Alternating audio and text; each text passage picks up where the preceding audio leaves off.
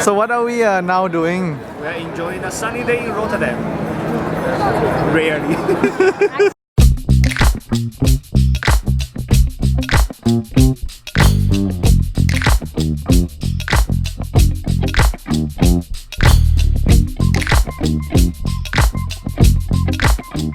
This area is actually it was intended to build as a shopping street. So this was the first shopping street in the world.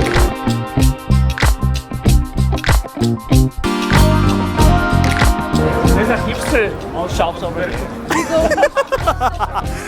Even that side, everything's about shopping. Oh, shopping. In Dutch they call it koppen. Today, out of 7 billion people in the world, 55% live in the city. This reflects on our energy consumptions, especially fossil fuels.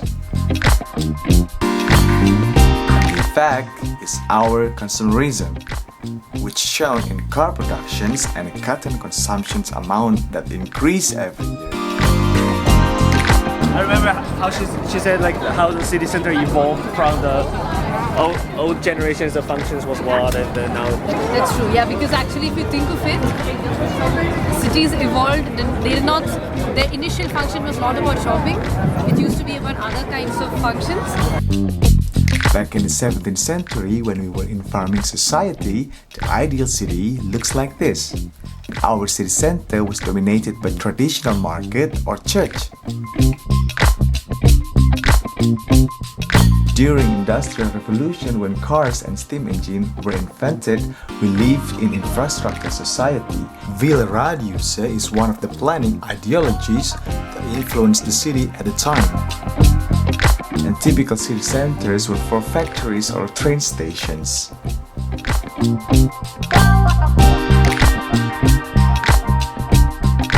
And now we've entered the globalized society, where all cities competing to be the best hub for the world. And the global city centers are mostly for business and shop. And then at some point, if you think of it, city centers came to actually portray shopping. So it's like the personality of the city center has completely changed from something that it used to be. Now if you think of a city center, the only thing that you can think of is about the shopping streets. Because we are all being turned into this consumerism world, and if you don't buy, then somehow your survival is at stake. And the globalization is making buying so much easier than before, right? Yeah. Because you have those kind of cheap chains of clothing, all those things. You can just throw a few euros and you can get a whole new outfit. So that's why all our cities also filled of this consumer actions. For the reason that all these facade of the building are mostly advertisement. Look. Because you're going to cover them with billboards and advertisements anyway. And the funny thing is that even on the stores' facades, they're also giving advertisements for shopping online, you know? So you're actually bombarded by offline shopping, online shopping, everything. Why are all these buildings are covered by billboards? The answer is because they simply make money, even sometimes more than the tenant inside the building. Times Square in New York, which houses more than 200 billboards, has been considered as the most significant advertising spot. The owner of this building, which is the one Times Square, makes 23 million a year from the billboards that cover it. That makes it the most expensive set of billboards in the entire world. Piccadilly Circus in London is also a big deal because there are more than 70 million pedestrians walk by and 30 million driving past each year.